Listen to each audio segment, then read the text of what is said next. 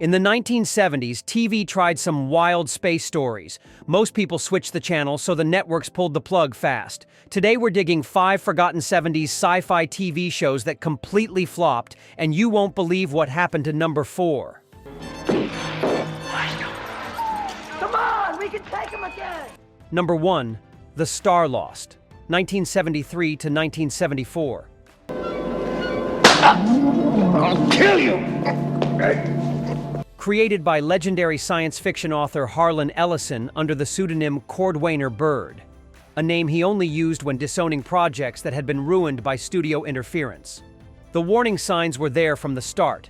The Star Lost takes place in the year 2790 aboard Earthship Ark, a massive self-contained spaceship carrying the last survivors of Earth after an ecological disaster destroyed the planet. The show cost roughly $300,000 per episode, an enormous sum for 1970s television, but only managed to attract about 2.5 million viewers weekly, leading to its cancellation after just 16 episodes. Devon, played by Keir Dullea fresh off his success in 2001, A Space Odyssey, discovers his entire agrarian community exists inside a biodome on a spacecraft. When Devon questions his society's rigid traditions, he's sentenced to death, forcing him to flee into the unknown corridors of the Ark.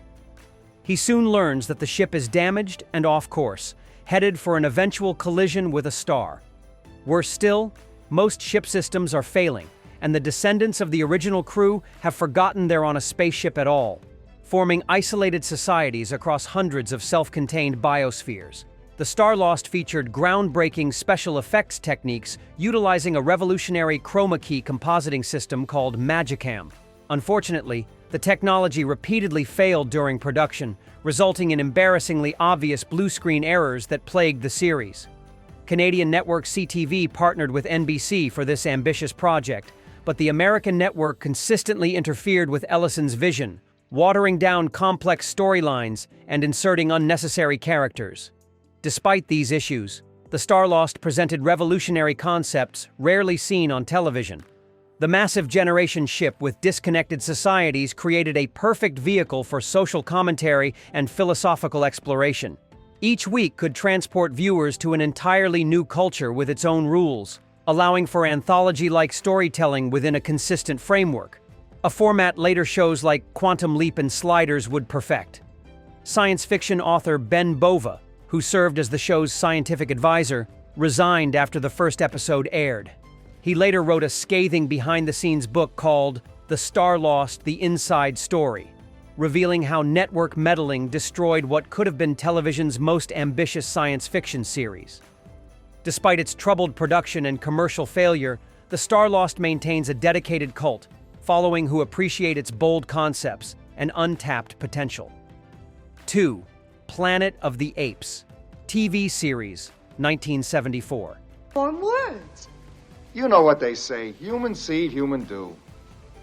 After 5 successful films grossed over $100 million combined, 20th Century Fox gambled on bringing their simian saga to television. The Planet of the Apes TV series premiered in September 1974 with a $300,000 pilot, the most expensive ever produced for television at that time. The network expected instant success, but canceled the show after just 14 episodes when ratings plummeted against NBC's powerhouse Sanford and Son. Unlike the films, the series focused on 2 astronauts, Burke and Verdon, who crash land on future Earth in 3085 AD. Befriended by a chimpanzee named Galen, they navigate a world dominated by intelligent apes while searching for a way home. The show stripped away much of the film's social commentary, replacing philosophical themes with a more straightforward fugitives on the run formula reminiscent of The Fugitive. Roddy McDowall, who played various ape characters in 4 of the 5 films, returned as Galen, providing crucial continuity with the movie franchise. Each episode required actors to endure 3 hours of prosthetic makeup application, with over 24 different ape masks created for recurring characters and an additional 48 for background performers. This attention to detail consumed nearly 40% of the show's weekly budget. The production maintained impressive visual quality, with location shooting throughout California doubling for the post-apocalyptic landscape. Network executives demanded more action sequences and tamer social commentary, afraid of alienating conservative viewers with the racial allegories that made the original film so powerful. This watering down of themes ultimately left the show without the intellectual depth that attracted fans to the franchise in the first place. Despite its commercial failure, the series succeeded in one crucial aspect: maintaining the film's stunning practical effects. The ape makeup and prosthetics by pioneering artists Don Cash and Dan Strepeak set new standards for television creature effects. These innovations paved the way for later shows like Buffy the Vampire Slayer and Star Trek: The Next Generation, which relied heavily on practical creature effects. Ironically, while the live-action show failed, an animated series called Return to the Planet of the Apes aired the following year and found modest success. The original series has since developed a dedicated following through syndication and home video releases, with many fans arguing its premise would have worked perfectly in today's serialized television landscape, where character development and world building are given more time to breathe. 3. Quark, 1977 to 1978. Vanessa, this is Adam Quark, commander of this ship. Before Red Dwarf and Futurama turned science fiction tropes into comedy gold, there was Quark, television's first true sci-fi sitcom. Created by comedy genius Buck Henry, fresh off his success with Get Smart, this series followed the misadventures of Adam Quark, commander of an interstellar garbage scow. With a production budget of approximately $175,000 per episode, NBC expected a hit but pulled the plug after just 8 episodes when it averaged a dismal 15 share in its difficult Friday night time slot. Richard Benjamin starred as Quark, whose United Galaxy Sanitation Patrol ship collected space debris while occasionally stumbling into greater adventures. His crew included Jean, a transmute with male and female personas who constantly switched between them mid-conversation, 2 gorgeous clones who competed for Quark's affection, and Ficus, a plant-based life form who approached everything with emotionless logic, predating Star Trek's Data by a decade. The show mercilessly parodied science fiction conventions years before Galaxy Quest made it fashionable. One episode featured space vampires, while another introduced the Source, an obvious Star Wars parody with Quark, wielding a glowing photon sword. The series even mocked the famous Star Trek tribbles with their own alien furballs called Vegtons that multiplied when exposed to light rather than when fed. Quark suffered from terrible timing, launching just months after Star Wars revolutionized science fiction. Viewers expected serious space opera, not satirical comedy. NBC further hampered the show by constantly changing its time slot, making it impossible for the small but dedicated audience to follow. Critics praised its intelligent humor, but mainstream audiences simply weren't ready for a show that demanded both science fiction literacy and appreciation for absurdist comedy. The series featured surprisingly sophisticated special effects for a comedy, with miniature models created by industry veterans who had worked on Silent Running and Battlestar Galactica. NBC's hasty cancellation left several scripts unfilmed, including a 2-parter that would have revealed the true nature of the Head, the disembodied leader who assigned Quark his missions through a giant view screen.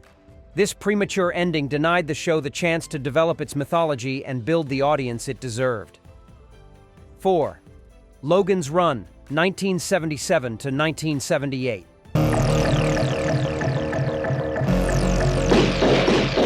Following the moderate box office success of the 1976 film, CBS invested approximately $250,000 per episode to bring Logan's Run to television. Run, runner! The series premiered with strong ratings but quickly collapsed against ABC's juggernaut lineup of Happy Days and Laverne and Shirley. After 14 episodes of steadily declining viewership, the network pulled the plug, stranding Logan and Jessica far from their promised sanctuary. Unlike the film where citizens were terminated at age 30, the TV series lowered the last day to 21, presumably to attract younger viewers. Gregory Harrison starred as Logan 5, a former Sandman who once hunted runners, but now found himself on the run with Jessica 6 after discovering the truth about Carousel, the ceremony where citizens supposedly renewed but actually faced execution. The series added an android companion named Rem, played by Donald Moffat, whose observations about human behavior provided both comic relief and philosophical depth. While the film confined its story to the domed city and immediate outlands, the television series expanded the world tremendously. Each episode found Logan and Jessica discovering different post-apocalyptic societies that had survived the nuclear war of 2012-20. This anthology-like approach created fascinating world-building opportunities, from cryogenically frozen pre-war humans awakening to communities ruled by artificial intelligence. However, budget limitations often reduced these potentially fascinating civilizations to a handful of actors on recycled sets. The series suffered from CBS's constant demands to make the show more family-friendly than the PG-rated film. Gone was the film's exploration of sexual freedom, casual nudity, and graphic violence that emphasized the hedonistic nature of the domed city. These watered-down themes, combined with primitive special effects, damaged the show's credibility with science fiction fans, expecting the visual panache of Star Wars and the intellectual depth of the original David Goodman novel. Chapter 5, Fantastic Journey, 1977. Perhaps the most unjustly forgotten show on our list, Fantastic Journey lasted just 10 episodes before NBC executives abruptly canceled it despite improving ratings. With a weekly budget of $225,000 and a cast including future stars like Roddy McDowall and Jared Martin, the network expected instant success but never gave the show consistent scheduling to build an audience. The series averaged a respectable 18 share, but faced constant preemption for special programming. The premise centered on passengers and crew from a modern-day scientific expedition whose boat disappears in the Bermuda Triangle. They find themselves on an uncharted island existing outside normal time and space, divided into different zones, each operating under different time periods and physical laws. The survivors, including a musician from the 1960s, a doctor from the 1930s, and a family from the present day, encounter a mysterious traveler named Varian from the year 2230, who possesses advanced technology including a sonic device called a sonic opener, predating Doctor Who's sonic screwdriver in American television. The show's most innovative aspect was its zones concept, allowing writers to transport characters to virtually any time period or reality each week. One episode featured a society where children held all political power, while another explored a realm ruled by peaceful aliens hiding from interstellar conflict. This format provided limitless storytelling possibilities without requiring expensive spacecraft or alien world sets that strained science fiction TV budgets of the era. Behind-the-scenes turmoil plagued production, with numerous cast changes even during its brief run. The original pilot included a character named Doctor Fred Walters, who disappeared without explanation by episode 2. Midway through the season, a telepathic alien woman named Liana joined the Travelers, only for the show to be canceled before her character could be fully developed. These constant cast shuffles prevented viewers from forming attachments to characters. Despite these challenges, Fantastic Journey showcased remarkably sophisticated storytelling. The episode An Act of Love explored euthanasia and bodily autonomy, while Children of the Gods questioned the ethics of creating genetically superior humans. These mature themes, combined with the show's interdimensional premise, clearly influenced later programs like Quantum Leap, Sliders, and even Lost, all of which featured characters navigating through different realities while searching for home. And there you have it. 5 sci-fi visions that vanished too quickly from our screens. Which forgotten 70s series do you remember? Tell us below. Hit subscribe for more pop culture deep dives, and click here to watch our next video. 10 sci-fi box office bombs that were actually great.